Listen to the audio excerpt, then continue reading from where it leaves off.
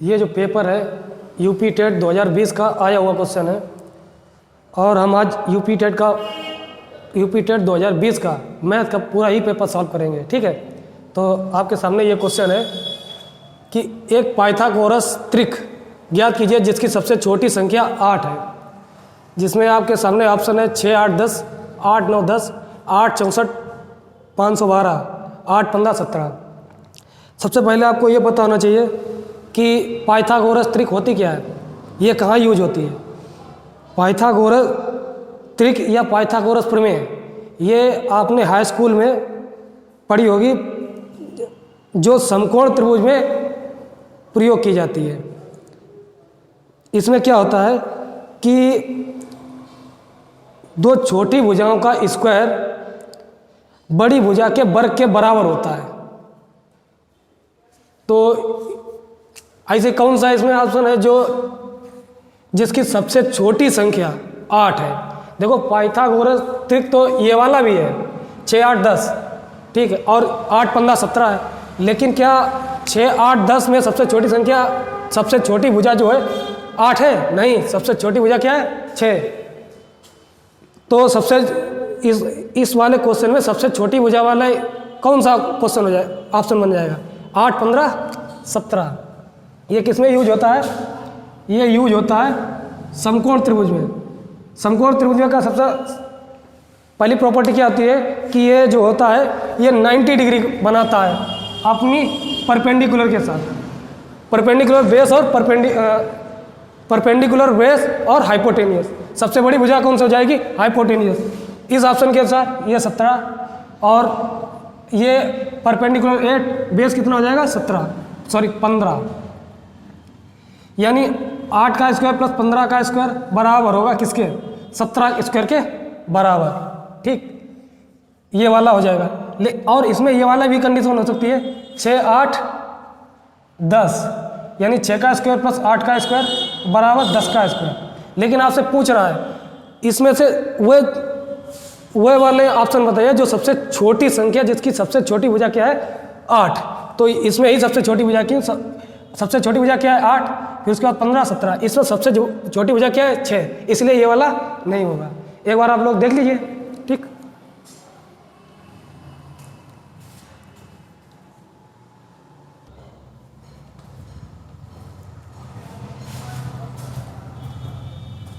अगला क्वेश्चन आपके सामने है 92 नंबर। कह रहा है जेड का मान ज्ञात कीजिए यदि संख्या 41, 7, जेड 8, 9 से विभाज्य है तो जेड का मान ज्ञात कीजिए। तो इसमें हम क्या करेंगे? डिविजिबिलिटी का रूल लगाएंगे। कौन सा? 9 का डिविजिबिलिटी रूल लगाएंगे तो क्या हो जाएगा? 9 का डिविजिबिलिटी रूल होता क्या? विभाज्यता का नियम क्या होता है? संख्या के अंकों का योग 9 से विभाज्य होना चाहिए। तो देखते हैं 8, 1, 9, ये खत्म। 7, 4, 11 में क्या जोड़ दिया जाए जो संख्या 9 से विभाज्य हो जाए? 11 में 7 जोड़ दिया जाए तो संख्या 9 से विभाज्य हो जाएगी। ठीक, एक बात समझ लीजिए आप लोग।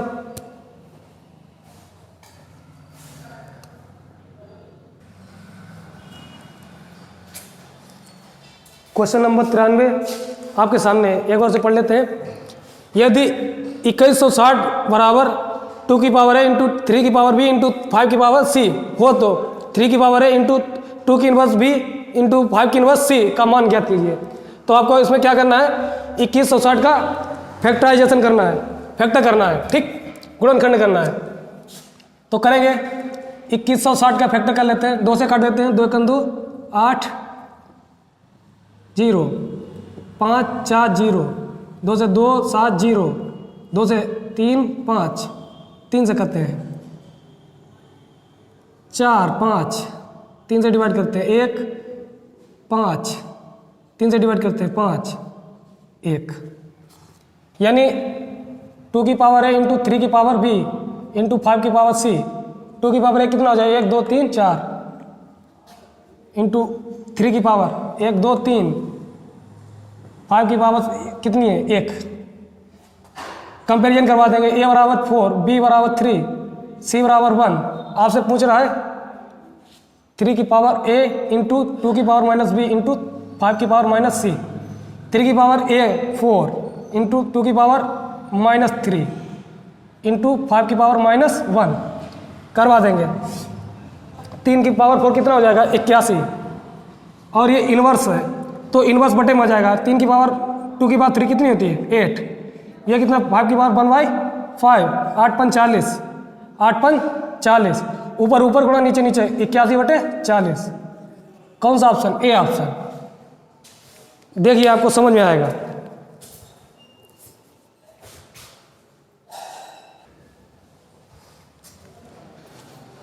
नेक्स्ट नंबर, क्वेश्चन नंबर 94 आपके सामने है। क्वेश्चन नंबर 94 आपके सामने है। कह रहा है पास आकृति द्वारा ज्ञात करें यक्स का मान। पास आकृति द्वारा ज्ञात करें यक्स का मान। आपके सामने ये दिया गया है, हमसे समझते हैं। तो क्या होता है, एक की तो यक्स का ज्ञात करना है। 2 की पावर 8 हो रही, 2 8 हो रहा, 3 27 हो रहा, 4 64 हो रहा। क्या हो रहा है?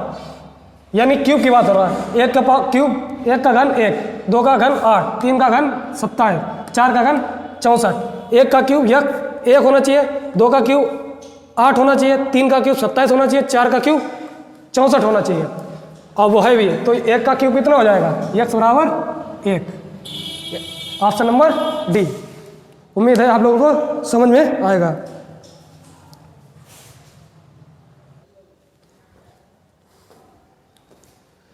नेक्स्ट क्वेश्चन 95 नंबर आपके सामने है। देखते हैं इसे।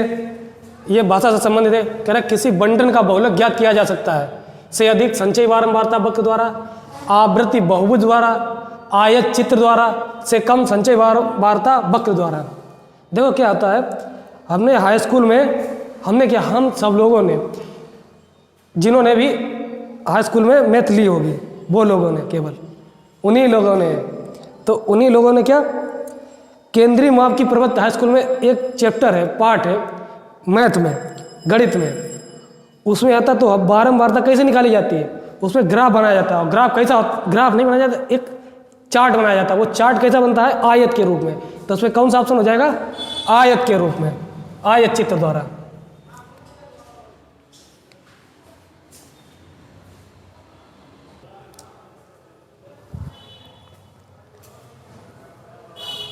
नेक्स्ट क्वेश्चन 96 नंबर आपके सामने है, उसे एक बार पढ़ लेते हैं। एक आयत की लंबाई में 60% की वृद्धि करने पर उसकी चौड़ाई में कितने प्रतिशत की कमी करनी होगी जिससे आयत का क्षेत्रफल ना बदले? एक आयत में वृद्धि हो रही है, एक आयत की लंबाई में वृद्धि हो रही है कितने परसेंट की? 60% की। कितने परसेंट की वृद्धि हो रही है? 60% की। 60% की पार्ट वैल्यू कितनी होती है? 3/5 वृद्धि हो रही है, यानी 5 से 8 हो रही है। तो कितने परसेंट कम कर दी जाए? लंबाई में वृद्धि हो रही है, 5 से 8 हो रही है, कितनी कम कर दी जाए? 3 कम कर दिया है। कहाँ से? 8 से। पार्ट वैल्यू कितना हो जाएगा? 3/8 कितना होता है? 37, सही, 37.5%। यानी कौन सा हो जाएगा? ये समझिए एक बार।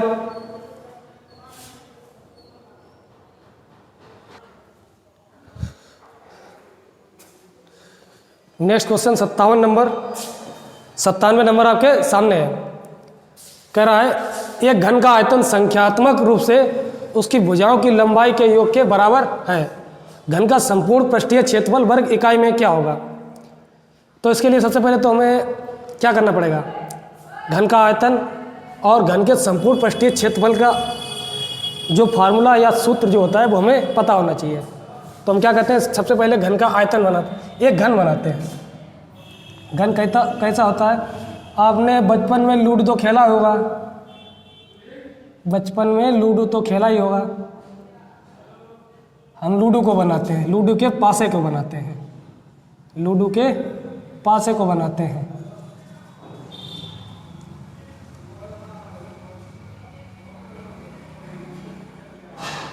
ये क्या है? एक लूडो का पासा है और पासा जैसा लग भी रहा है, ठीक है। हाँ, तो घन का आयतन क्या होता है? जिसे आपने पढ़ा होगा आयत। आयत का क्षेत्रफल क्या होता है? आयत में लंबाई और चौड़ाई होती है, जबकि घन में क्या होता है? उसमें लंबाई, चौड़ाई और ऊंचाई होती है। ऐसे इसमें घन में क्या होता है? लंबाई, चौड़ाई और ये ऊंचाई। और घन का क्या होता है सिस्टम कि इसकी प्रत्येक जो साइड या भुजा होती है वो सब बराबर होती है। अगर ये ए है, ये भी ए और ये ए, तो इसका क्या हो जाएगा? घन का आयतन। देखो जब आयत की बात करते हैं तो उसमें क्षेत्रफल होता है, और जैसे ही हम लोग घन में आ जाते हैं वो किस में बात की जाएगी? उसमें आयतन में। तो घन का आयतन क्या हो जाएगा? ए क्यूब। घन का संपूर्ण पृष्ठ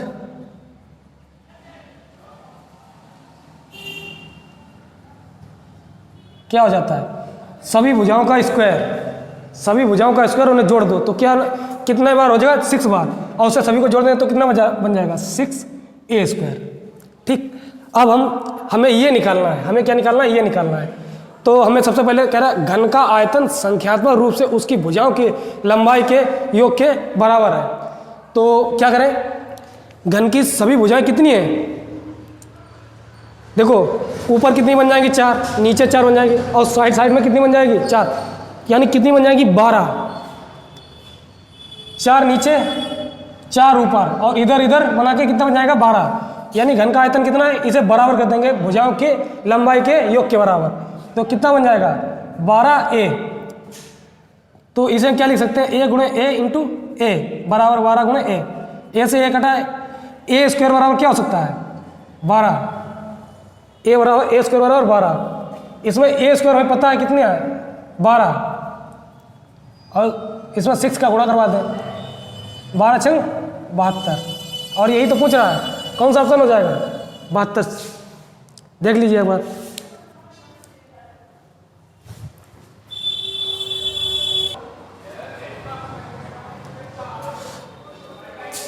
नेक्स्ट क्वेश्चन आपके सामने है 98 नंबर। कह रहा है 2018 में अमित का वेतन 1,26,500 रुपये है।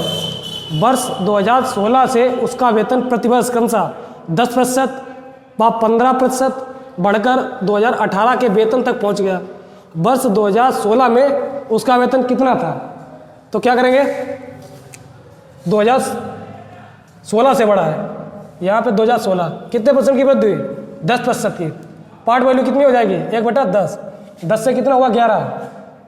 15% की बात करते हैं, 2017 में 15% बढ़ा होगा, यानी 3/20। 20 से कितना हुआ? 23। तो क्या करेंगे? ये कितना हो जाएगा? 200। ये कितना हो जाएगा? 11 3 33, 11 दूनी 22 और 253। 253 बराबर दे रहा है आपको 1,26,500। इसे डिवाइड कर देंगे, कितने बार जाएगा? ये मेरे विचार से 6 बार चला जाएगा। कितने बार जाएगा? 6 टाइम जाएगा, 6 बराबर। हाँ, ये कितनी बार जाएगा? 6 बार जाना चाहिए। सॉरी 6 बार नहीं, 5 बार जाना चाहिए। 5 बार जाना चाहिए, यानी एक बराबर कितना हो जाएगा? 500।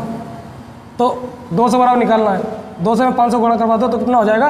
1 लाख। यानी 2016 में उसका वेतन कितना था? 1 लाख रुपए। देख लीजिए एक बार, उम्मीद है आपको समझ में आएगा।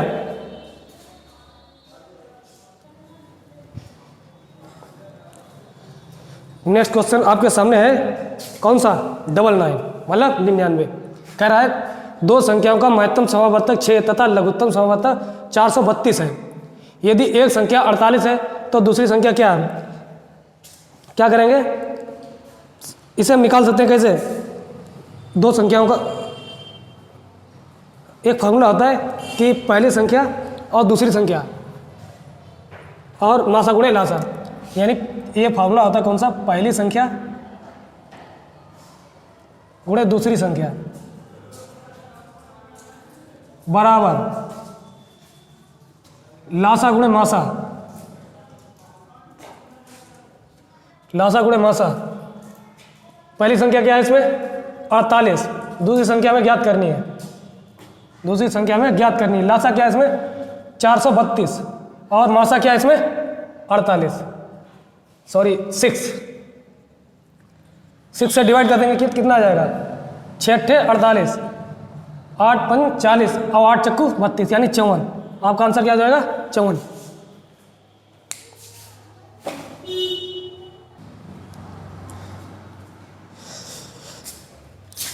नेक्स्ट क्वेश्चन आपके सामने है, वो भी 100 यानी 100। पहली बार क्वेश्चन नंबर 100 सॉल्व करवा रहे हैं। अभी तक जो हमने क्वेश्चन करवाए हैं यूट्यूब पे 4 या 5 या 7 क्वेश्चन करवाए, इससे ज़्यादा नहीं करवाए। और आज आपको यूपी टेट का पूरा ही मैथ की पूरी ही सॉल्यूशन मिलेगी, ठीक है। तो हम करवाते हैं। ये जो क्वेश्चन है ये कैलेंडर का क्वेश्चन है, ये जो क्वेश्चन है ये कैलेंडर का क्वेश्चन है और इसमें कॉन्सेप्ट जो है वो हम आपको बताते हैं। पहले क्वेश्चन पढ़ लेते हैं एक बार। कह रहा है किसी महीने का तीसरा सोमवार 16वीं तारीख को पड़ता है, तो उसी महीने का चौथा मंगलवार किस तारीख को पड़ेगा। तो सबसे पहले हम क्या करेंगे, सबसे पहले हम पहली तारीख को पहुँचते हैं। कह रहा है 16वीं तारीख को क्या है, शुक्रवार। 16वीं तारीख को शुक्रवार है, तो 1 तारीख तक हमें पहुँच जाना है। 1 तारीख यानी 9 तारीख को भी शुक्रवार पड़ेगा, 7 तारीख को भी शुक्रवार पड़ेगा। यानी कह रहा है तीसरा शुक्रवार, पहला, दूसरा और तीसरा, सॉरी 2 तारीख को, 2, 9, 16 यानी शुक्रवार पड़ता है। आप कह रहे तो उसी महीने का चौथा मंगलवार कब पड़ेगा। तो सबसे पहली बात यह रहेगी कि सबसे पहला जो पहला मंगलवार किस तारीख को पड़ेगा, ये बात देखते हैं। तो सबसे पहला 2 तारीख को क्या पड़ता है, 2 तारीख को पड़ता है शुक्रवार, तो 3 को पड़ेगा शनिवार, 4 को पड़ेगा रविवार, 5 को पड़ेगा सोमवार, 6 को पड़ेगा मंगलवार, 6 को पड़ेगा मंगलवार। और वहाँ से हम लोग आगे बढ़ते हैं। 6 को मंगलवार, 13 को मंगलवार, 20 को मंगलवार और 27 को मंगलवार। और वो पूछा आगे पड़ेगा नहीं, को पूछ रहा है उसी महीने का चौथा सोमवार मंगलवार, 1, 2, 3 चौथा मंगलवार क्या तारीख पड़ेगा, 27 तारीख को। देख लीजिए, आपको समझ में आएगा, ठीक है।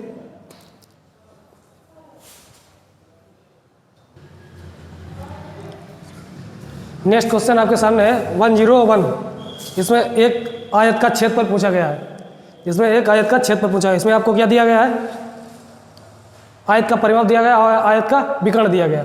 आयत कैसी होती है वो हम आपको बना के बोर्ड पे दिखाते हैं। देखो आयत ऐसी होती है, ठीक है, और इसका विकर्ण कितना है 17।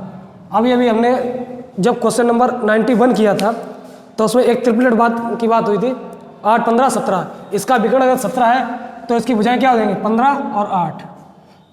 परिमाप से कोई मतलब नहीं, अगर मतलब देखना चाहे तो 15, 8, 23, 23 दूना 46, यानी आयत का क्षेत्रफल क्या आ जाएगा,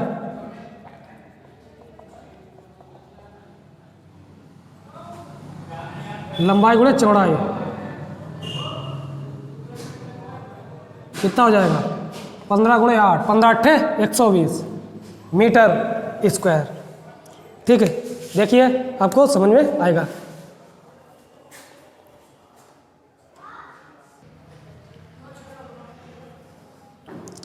नेक्स्ट क्वेश्चन 102 आपके सामने है।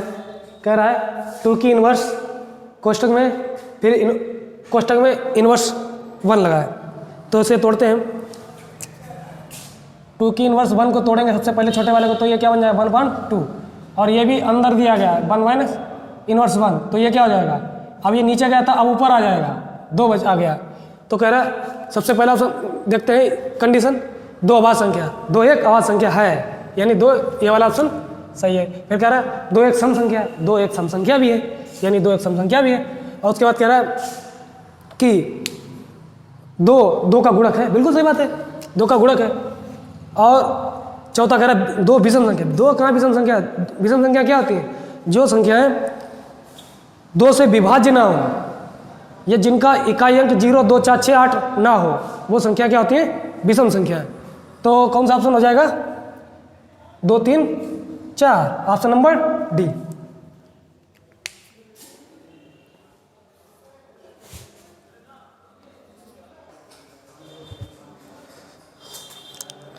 क्वेश्चन नंबर 103 यानी 103, कुछ कंडीशन है उन्हें देखते हैं। कह रहा है निम्नलिखित में से कौन सा कथन सही है। कह रहा है एक भाज्य संख्या विषम हो सकती है, बिल्कुल हो सकती है, कोई भी भाज्य संख्या विषम हो सकती है। जैसे 15 को ले लिया जाए तो उसे डिवाइड करते हैं 3 और 5 से भाज्य भी है और विषम संख्या भी है। अगर बात कर दी जाए यानी ऑप्शन नंबर 1 सही है। दूसरी बात, 2 अभाज्य संख्याओं का योगफल सदैव अभाज्य संख्या होता है। कभी देखो अभाज्य संख्या सबसे पहली बात 2 को छोड़ के होती क्या है, दो एक अभाज्य संख्या है और 2 को छोड़कर किन्हीं भी 2 अभाज्य संख्याओं को जोड़ोगे, पहली बात तो ये है कि 2 छोड़ दिया जाए तो जितनी भी अभाज्य संख्या होंगी वो सब क्या होंगी, विषम संख्याएं होंगी। तो हम जब 2 विषम संख्याओं को जोड़ते हैं तो उनका जो योगफल होता है वो सम बनता है। लेकिन वो क्या कह रहा है कि 2 अभाज्य संख्याओं का योगफल सदैव अभाज्य संख्या होती है, ऐसा नहीं है, ऐसा नहीं है, यानी ये वाला ऑप्शन गलत है। दूसरी बात कहते हैं कोई सम अभाज्य संख्या नहीं है, कोई सम अभाज्य संख्या नहीं है। अभी मैंने आपको बताया कि 2 एक अभाज्य संख्या है, 2 एक अभाज्य संख्या भी है और सम संख्या भी, यानी ये वाला गलत है। फिर सबसे छोटी अभाज्य संख्या 1 है। 1 तो भाई न तो भाज्य संख्या है न तो अभाज्य, तो ये भी नहीं हो सकता। तो कौन सा ऑप्शन, ऑप्शन नंबर ए। देखिए और समझिए आप।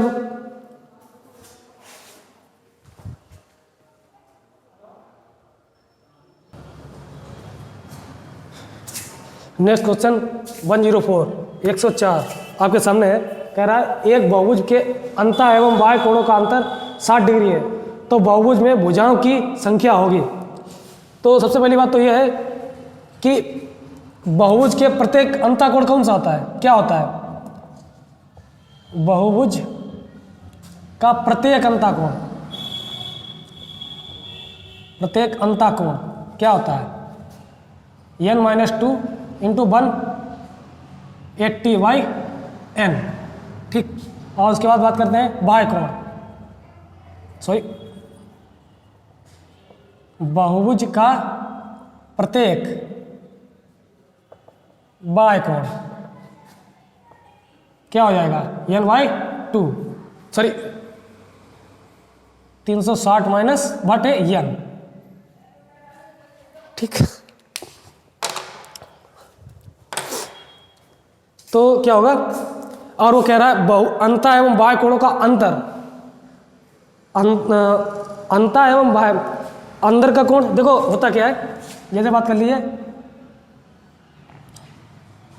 ये अंतःकोण बनेगा, ये बाह्य कोण बनेगा। ठीक है, ये अंतःकोण बनेगा, ये बाह्य कोण बनेगा।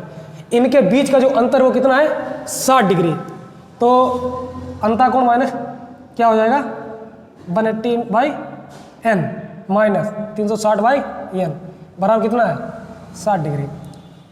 डिवाइड कर दिया जाए, ये कितना हो जाएगा, 180n माइनस 360 बटे n, और n तो सब में n कॉमन ले लेते हैं, ये कितना हो जाएगा, माइनस 360, ये माइनस दोनों जुड़ जाएंगे और ये कितना हो जाएगा 60। 180n माइनस 720, ये तिर्यक गुणा हो जाएगा, कितना हो जाएगा 60n। इसे इधर ले आएंगे और इसे उधर ले जाएंगे तो 120n बराबर कितना हो जाएगा 720, 12 छंग 72, यानी n बराबर कितना हो जाएगा 6। कितनी भुजाएं होंगी इस बहुभुज में, 6 भुजाएं होंगी। ठीक है, देखिए एक बार इसे भी।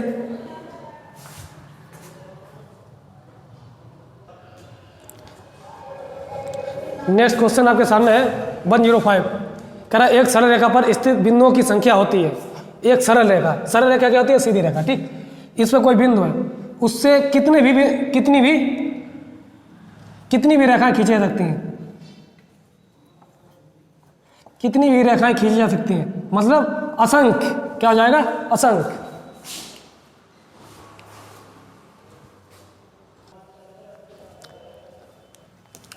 अगला क्वेश्चन है 106। कहता है एक कमरे की लंबाई 10% घटाई गई तथा चौड़ाई 20% घटाई गई, जबकि उसकी ऊंचाई में 5% की बढ़ाया गया। इस कमरे के आयतन में कितने प्रतिशत की वृद्धि हुई। सबसे पहले तो कमरा बनाते हैं, यानी क्या बनाते हैं, घना बनाते हैं। घना एक कमरा होता है। ठीक है, ये बन गया भैया आपका घनाभ, ये बन गया घनाभ।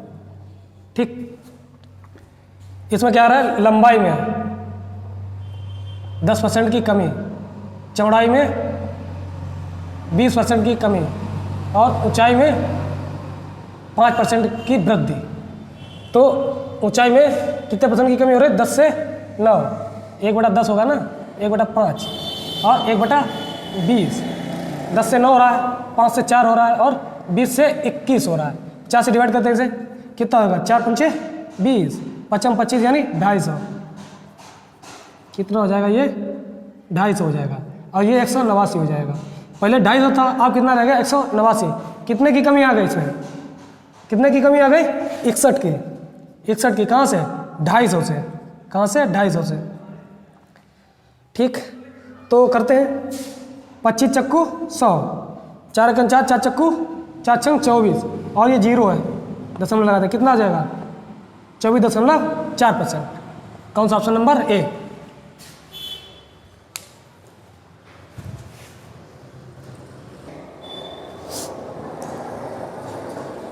नेक्स्ट क्वेश्चन है, किसी कमरे के 15 मीटर 17 सेंटीमीटर लंबे और 9 मीटर 2 सेंटीमीटर चौड़े फर्श पर लगाई जा सकने वाली वर्गाकार टाइलों की न्यूनतम संख्या कितनी है। कह रहा है एक कमरा है, यानी एक आयत है, एक कमरा है जिसकी लंबाई कितनी है, 15 मीटर और 17 सेंटीमीटर और ये चौड़ाई कितनी है, 9 मीटर और 2 सेंटीमीटर।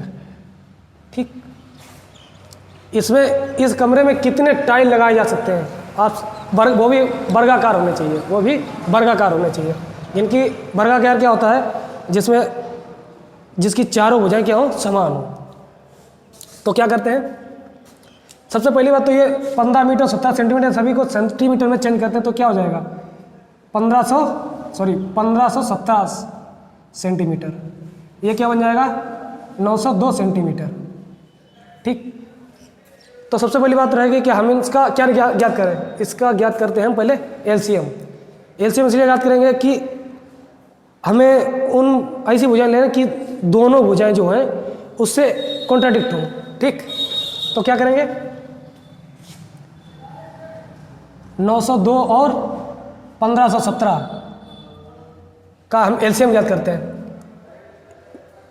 इसके क्या सिस्टम, कई लॉजिक है कि हम इसे ज्ञात करने के लिए क्या कर सकते हैं कि हम भागवित का प्रयोग कर सकते हैं एचसीएफ ज्ञात करने के लिए, यानी मासा ज्ञात करने के लिए हम भागवित का प्रयोग कर सकते हैं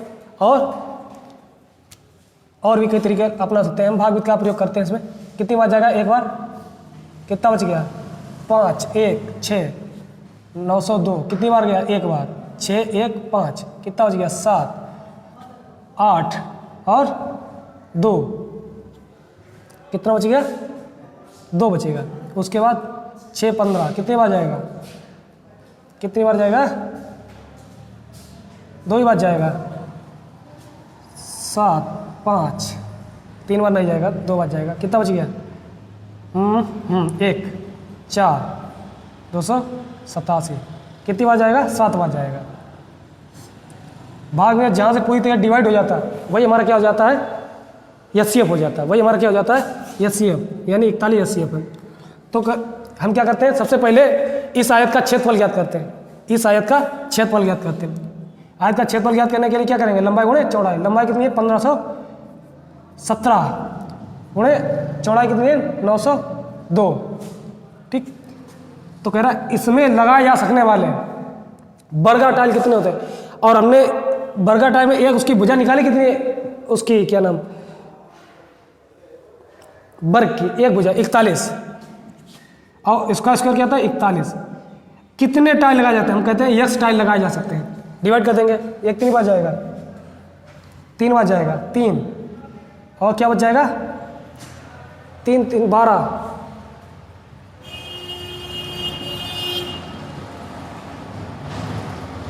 यानी ये 37 बार जाएगा। ये कितनी बार जाएगा, 2 22, तो गुणा करेंगे कितना आ जाएगा, 814 आ जाएगा, 814 आ जाएगा।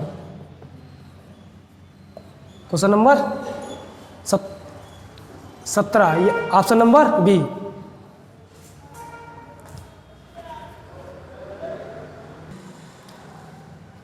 नेक्स्ट क्वेश्चन है 108, करा गुणनफल 2153 की पावर 167 में इकाई का अंक होगा।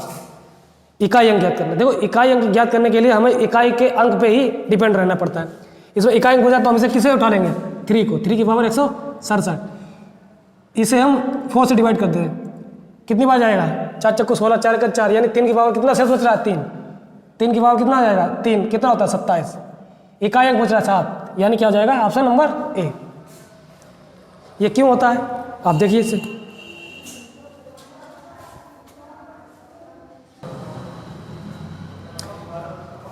अगला क्वेश्चन है, यदि एक भिन्न के अंश को 20% और उसके हर को 25% बढ़ाया जाता है तो भिन्न क्या बन जाती है, 3/5।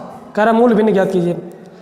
हम कोई मूल भिन्न को मान लेते हैं, जैसे मूल भिन्न मान लेते हैं x/y, हम मूल भिन्न मान लेते हैं x/y, ठीक। उसमें क्या करते हैं, उस ये अंश होता है, ऊपर का अंश होता है, नीचे का हर होता है, ठीक।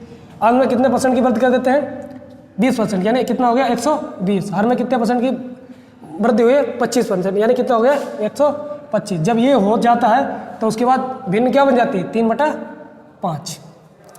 डिवाइड करते हैं, इसे डिवाइड कर देते हैं। सबसे पहले इसे डिवाइड करते हैं तो 40 आएगा, इसे डिवाइड करते हैं तो ये 25 आ जाएगा।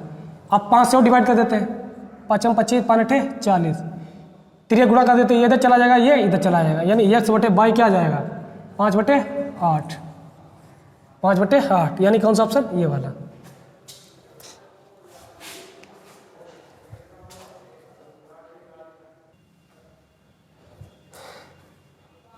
नेक्स्ट क्वेश्चन है, करा 8 से भाज्य होने वाली संख्या है, संख्या कौन सी, 540, 5240, 5220, 57,128, 97,124, ठीक। तो क्या करेंगे, देखो सबसे पहले हम क्या करेंगे, ये देखेंगे 8 का विभाज्यता का नियम क्या होता है। अंतिम 3 संख्या 8 से अगर विभाज्य है तो वो संख्या 8 से पूर्णतः विभक्त हो जाएगी। तो हम अंतिम 3 अंक देखेंगे, इसमें अंतिम 3 अंक क्या है, 240, 8 3 24, यानी ये विभाज्य हो जाएगी। और ये वाला देखें अंतिम 3, 8 दूनी 16, कितना बच गया 6, 8 7 56, 4 बच रहा है, ये यानी ये नहीं विभाज्य हो रहा है। ये वाला देखते हैं अंतिम 3 अंक, 8 1 8, 8 6 48, यानी ये विभाज्य हो रहा है। इसे देखते हैं 8 1 8, कितना बचा 4, 44 हो रहा है, यानी 44 विभाज्य नहीं है। कौन सी संख्या तो विभाज्य है, यानी पहली और तीसरी है, कोई ऑप्शन, पहली और तीसरी बी ऑप्शन।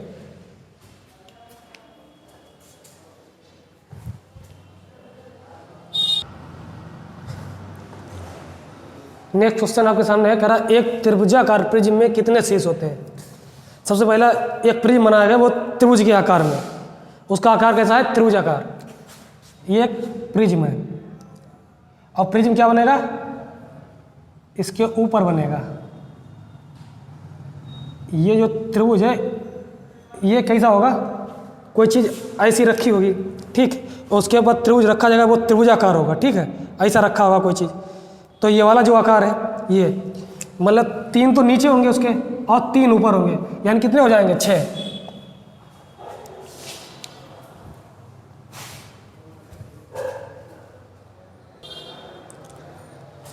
नेक्स्ट क्वेश्चन है आपके सामने, कह रहा है 10 रुपए के 6 की दर से केले खरीद कर 6 रुपए में 4 की दर से बेचने पर कितने % हानि होगी। तो देखते हैं ये वाला, कह रहा है 10 रुपए के 6 केले खरीदे जाते हैं और 6 रुपए के 4 की दर से बेचे जाते हैं। तो क्या करें, इनका 3 गुणा कर देते हैं और 10 चक्कू 40, इन दोनों का करेंगे और ये यहाँ पे आ जाएगा, 4 छंग 36। पहले 40 था, कितना रह गया 36, कितने घाटा खा रहा है 4 का, वहाँ से 40 है, परसेंटेज लगाने के लिए 100 से गुणा, 0 4 4, कितना आ जाएगा 10% घाटा है। कोई ऑप्शन है, सी ऑप्शन।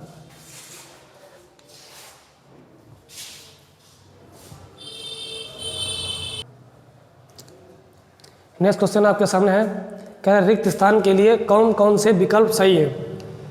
1 ग्राम बराबर किलोग्राम, मतलब 1 ग्राम को किलोग्राम में चेंज करना है। सबसे पहले बात, 1 किलोग्राम में, यहाँ पे ना लिखो, यहाँ पे क्वेश्चन हो जाएगा। 1 किलोग्राम में कितने ग्राम होते हैं, 1000 ग्राम होते हैं, 1000 ग्राम होते हैं, ठीक। और ये वाला ग्राम, इसे ग्राम में चेंज करना है। मान लेते हैं 1 ग्राम को किलोग्राम में चेंज करना है, तो क्या करेंगे, 1000 से भाग देंगे, ठीक, 1000 ग्राम। तो ये क्या बन जाएगा, 1 ग्राम ग्राम कैंसिल, क्या बन जाएगा, किलोग्राम, ठीक। अच्छा, ये क्या बन गया, 1 किलोग्राम बन गया, यानी ये वाला ऑप्शन सही हो सकता है। इसे हम कैसे लिख सकते हैं, इसे ऐसे और लिख सकते हैं, 1/10 गुणे 1/10 गुणे 10। इसे और आगे सॉल्व करें तो ये क्या बन जाएगा, जब ये इन्वर्स में जाता है तो 10 की पावर क्या हो जाता है, 3, यानी ये वाला भी हो जाएगा। ये तो ये अगर इसे दशमलव हटाएंगे तो क्या बन जाएगा, 1/10,000 बन जाएगा। ये तो हो ही नहीं सकता है, ये पूरा 10,000 किलोग्राम दे रहा है, यानी ये भी नहीं हो सकता। तो क्या हो जाएगा, कौन सा ऑप्शन हो जाएगा, पहला और दूसरा है कोई, हाँ, पहला और दूसरा।